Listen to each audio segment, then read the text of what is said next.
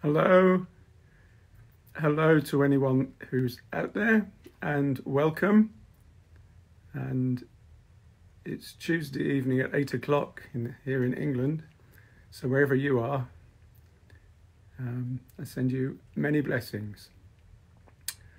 This is Sovereign Earth number 26, and this is going to be looking at myths. So Carol, a big welcome to you, just over the valley there, next valley over, lovely. And a big welcome to anyone joining. Liz Harris, beautiful to know you're there, and Carol and others I can see. Okay, Sovereign Earth 26 myths. Let's just start with 3 breaths.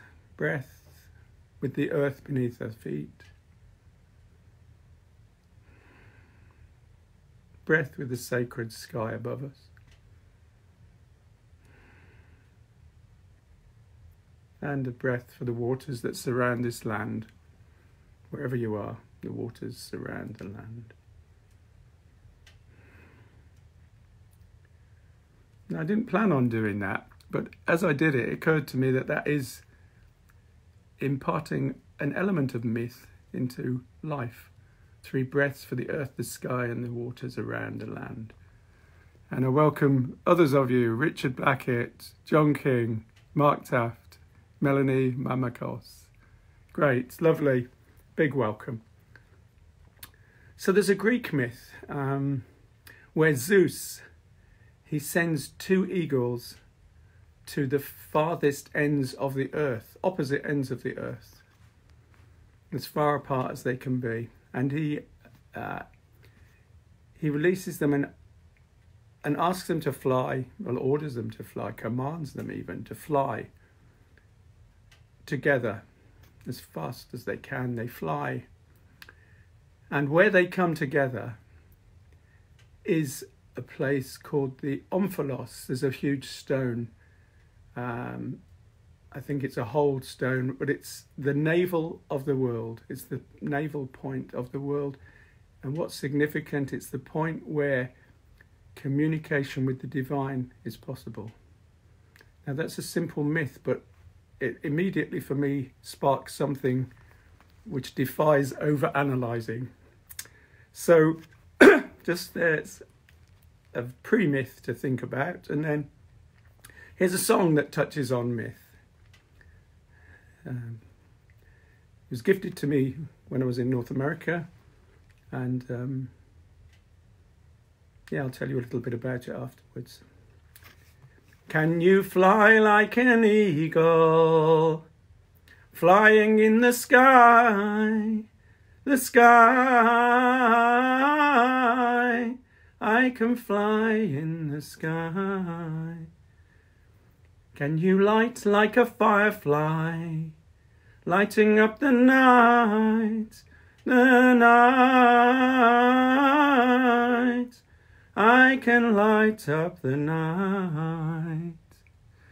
Are you silent like the salmon, swimming in the sea, the sea? I can swim in the sea. Can you walk like a bison, treading on the earth, the earth? I can tread on the earth. Okay. I said that was gifted to me when I was in North America. Actually, it's based on something I picked up over there. But I amended and adapted it. And I could have said, can you walk like a badger? But bison... It's probably bison fits. Sarah Long, Katie McMahon, lovely. It's a Linda. Welcome all. So it said, can you light like a firefly, lighting up the night? Now, when I was out there, I was privileged to be celebrant for a wedding in Upper New York State, in Hudson, near Hudson, and I was gifted a cabin for my stay, and every evening I'd walk up. Sometimes at dusk, sometimes a bit later, by a creek, by a river, stream. And there'd be thousands, literally thousands of fireflies. I'd never seen this before. It's such a spectacle. And it was like entering a magical land, a mythical world for me.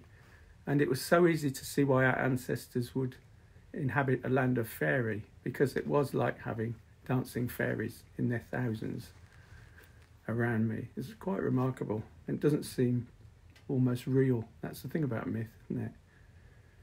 So last week I touched on the subject of truth. And this subject of myth spans last week's subject of truth, and next week I'm going to be talking about poetry, I believe. And myth comes in that sandwich in a way. It's interesting. A lot of people think myth is made up or stupid and not factual, not real, even stupid or foolhardy. But Joseph Campbell, in his The Power of Myth, he says, myth is much more important and true than history. History is just journalism, and we all know how reliable that is. So, it makes me smile. Yeah, it's true. Yeah, myth's much more important and it's much more true. We'll see. We'll explore this.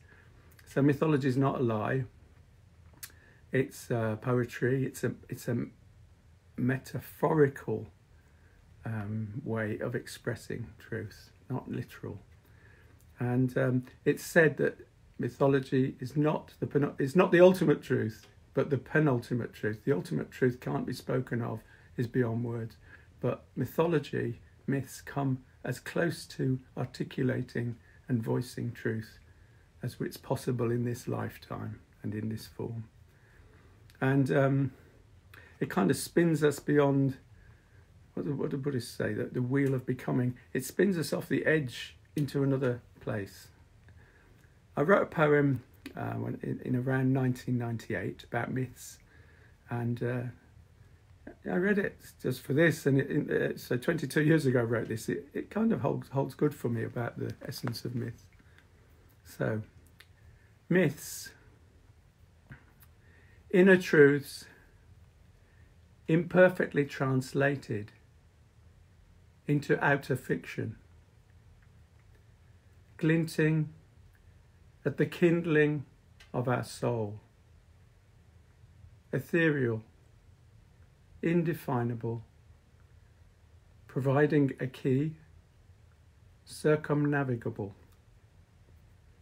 hinting at, alluding to, glimpses of our ultimate being, which by its very nature defies the confines of our minds, is beyond all words, transcends fancied reality, spurns convention, requires devotion, and is, above all else, love. So yeah, that's myth for me. So here's some aspects of myth to really start bringing us home to the essence of myth. In the beginning,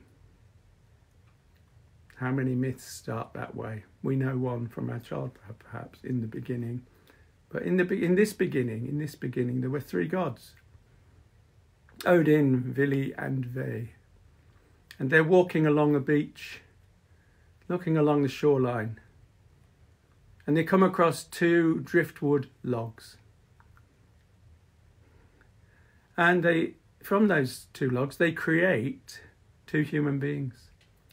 So they give them consciousness, movement, faces, sight, hearing, touch, smell.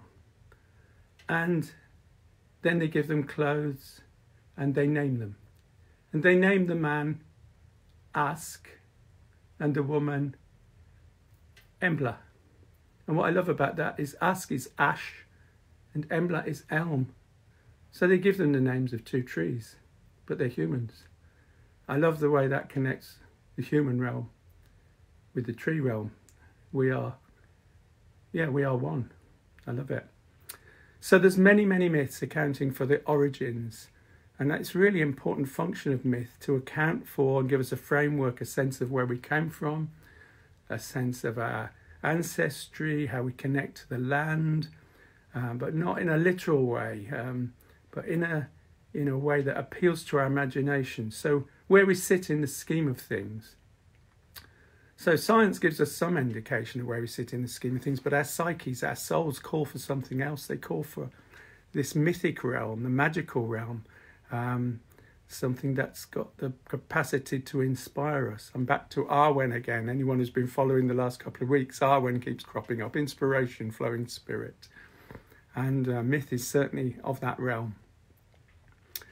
So they're myths to give a sense of the meaning and purpose of life. And those are origin myths. And there's as many as there are cultures as there are indigenous tribes. Any healthy ones. Our problem is we've lost touch, haven't we, with our meaningful myth. I'll come back to that. So then we've got heroic myths, like, for instance, the most ancient recorded one of them all. I don't know if you know it, but I was fortunate to study this in a bit more depth a few years with my friend Ronald Hutton and Anna. And Gilgamesh, a Sumerian legend of 3,500 years ago or more, around that time. But it was recorded on stone, which is why we're fortunate to be able to have the gist of its meaning.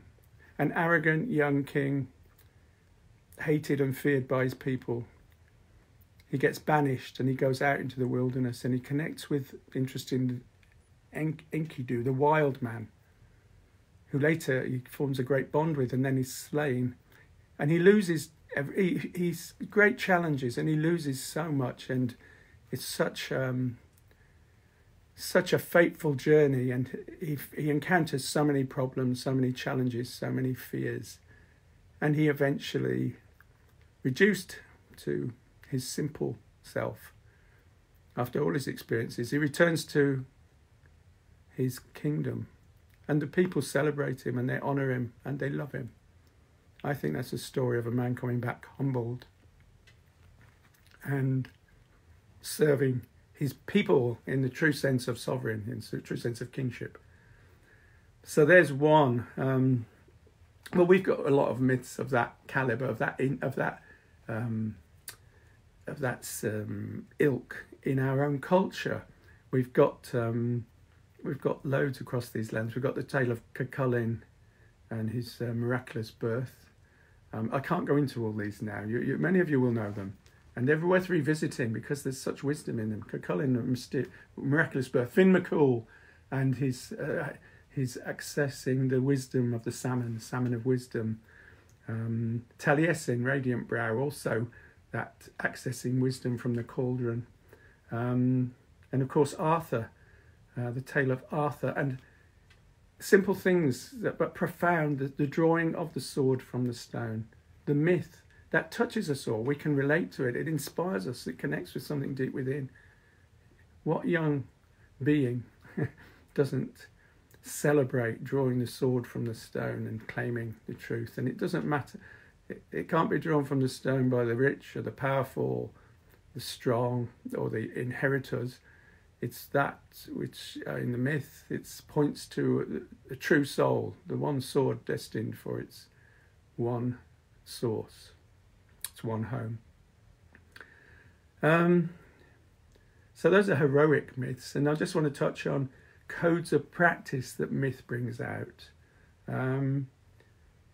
Myth is really good at giving a framework and a vehicle for living a life. So there's a great one, some of you may know this, the three Norns in Norse mythology, three goddesses, or three female deities. I don't think they're goddesses, actually. Three female deities.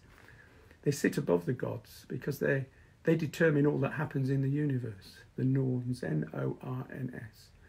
They're quite similar to the three fates of the Greeks, but this is Norse mythology. And the three Norns are at everyone's birth. The gods can't argue with them. They have say over what happens in the universe, and the gods kind of beneath them, or certainly cannot outflank them or outrank them. So these Norns they determine the thread of an individual's life, but they also predetermine a pre-appointed time for death. Now, what the significance of this for me, and when you relate it to Viking culture, for instance, it created a risk-taking culture, a culture of fatalism, where my death is predetermined. I think the Druids were of this nature too. The indications are, but it's clearer in this myth that better to go out in a blaze of glory than to live a sort of half-lived life and die and be forgotten, and that's built in the myth. So myths determine a culture's and society's creed and its code of practice. Where do we sit as a culture in that? In a bit of a wasteland, perhaps, or with threads here and there, and maybe refinding them. Let's hope. We come to that again later. There's codes of practice. There's the Round Table of Arthur. So yeah, it's simple. Round Table, all equals. Knights coming together to swear their allegiance, take an oath to not quarrel, to not wrongfully quarrel. So the myth talks of coming together in this way, of enabling and maintaining the peace, and also of honouring and respecting and serving the earth. And I think that's in there too, and that's remarkable, wonderful, and of need now more than ever, as much as ever. And finally, just in this phase, this little part of the broadcast, there's a wonderful Aztec myth. The Aztecs assigned their dead to different heavens or different strata, different places. So their warriors who died in battle were sent to one of the highest echelons of that they could. Yeah, they were honoured greatly. But do you know what? It was the same place that women who died in childbirth went to. I think that's really beautiful. Women who died in childbirth were equated with the greatest warriors because they gave their life for something beyond themselves. They sacrificed themselves for life. So here's a chant. Some of you might recognise the tune. It's to the Gayatri Mantra, which is an ancient Sanskrit mantra, and the tune is from that. But these are words that I put to it a few years ago that kind of capture some of my own mythological thread and strand. We'll all have our own myth. O great love of my heart, which flows through each and all, rain down your gold on my soul. Let all earth's creatures unfold. O great love of my heart, which flows through each and all, rain down your love on my soul. Let all earth's creatures unfold.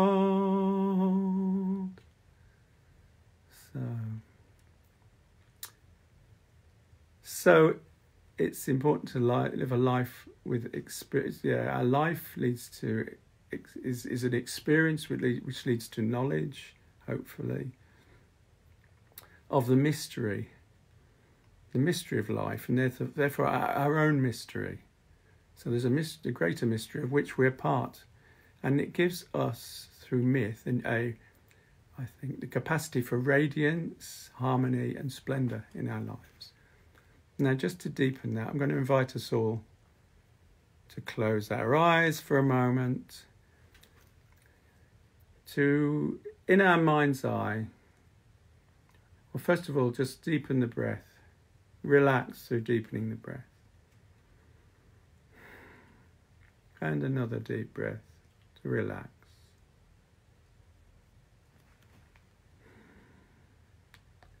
And a third deep breath to relax. And in your mind's eye, in my mind's eye, I take myself to this grove, a sacred grove of trees, a huge circle of trees And because we're all coming into this from, literally all around the world. I know there are people from far-flung places with us right now. This is the global grove, as I've come to call it. A grove of trees. And we stand in circle, all of us here present. Grateful to be in sacred space together. And we notice in the middle of the circle, on this occasion, there's a large stone, quite big stone, omphalos. I talked of it earlier. It's the omphalos, it's the sacred navel of the world, the centre, the point at which we can commune with the divine. So I invite us each to step forward and to walk up to the omphalos, this navel of the world, with a hole at its centre. And to just pose with this question and wait, see what comes. What is the essence of my personal myth? What is the essence of my personal myth? And it might be an image, an object, or words. See what comes.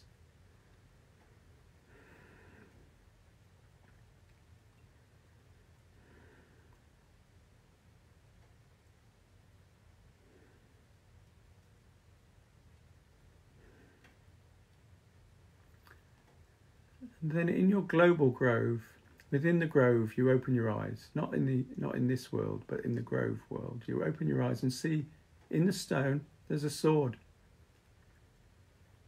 You walk forward because that sword is for you. And you draw it from the stone. And you lift it. And you pledge your truth to the myth of your being. You pledge your truth. I invite you to pledge your truth to the myth of your being. What is it?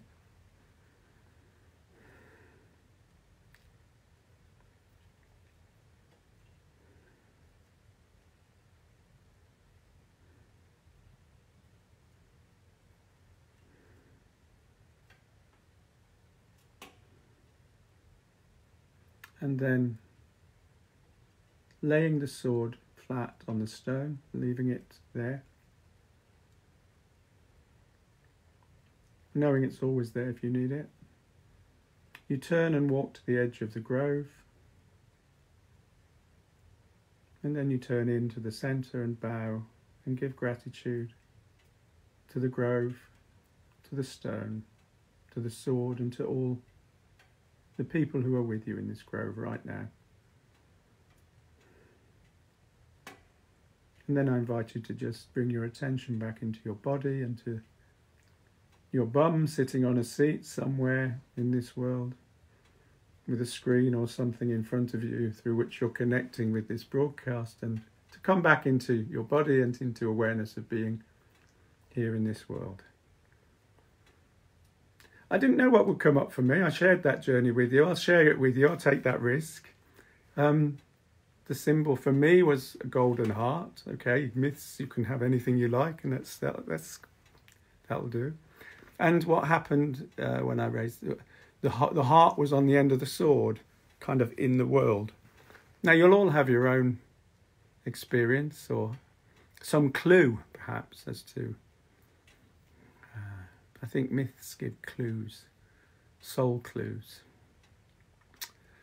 So there's somebody called Conrad Hayes. He kind of summed it up like this: myths are storied vehicles of supreme truth, the most basic and important truths of all. By them, people regulate and interpret their lives and find worth and purpose in their existence. Myths put one in touch with sacred realities, the fundamental sources of being, power, and truth. They're seen not only as being the opposite of error, but also as being clearly distinguishable from stories told for entertainment and from the workaday, domestic, practical language of a people. They provide answers to the mysteries of being and becoming.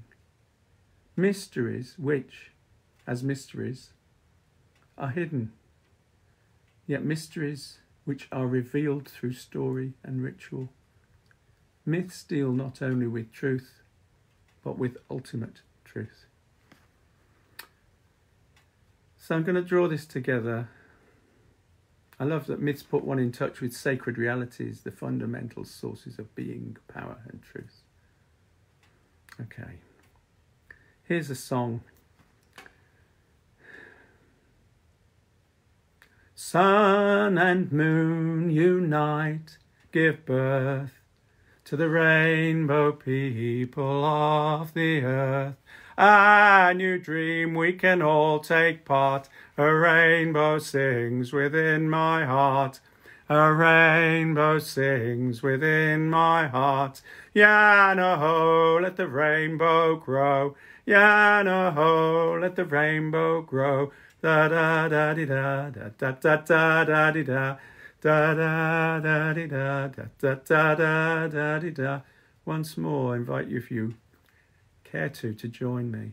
Sun and moon unite, give birth to the rainbow people of this earth.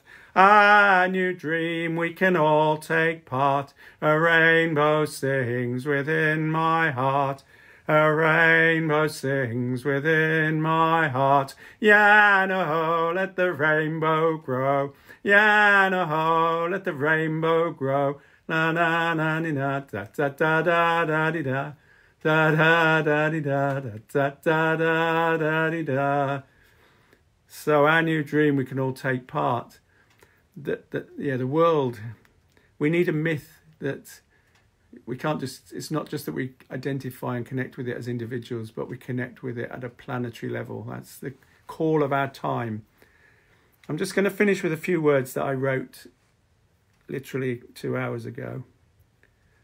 Myths can act like a statement of inspirational intent, a roadmap for life, a calling into being of potentials and possibilities, aims and ambitions, capable of enduring and transcending fear and suffering, and ultimately offering fulfillment through wildly imagined heroic dreams made real.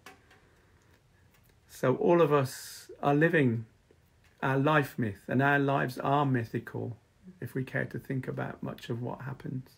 It is like myth.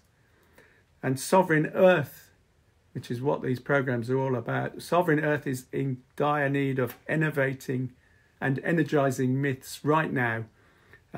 Intimations of possibilities which are capable of freeing our hearts and of liberating the land. So, and folding it in love. And love to all of you, and I look forward to reading all your comments. I wasn't able to follow them too much as we went through, or I'd have been breaking my concentration.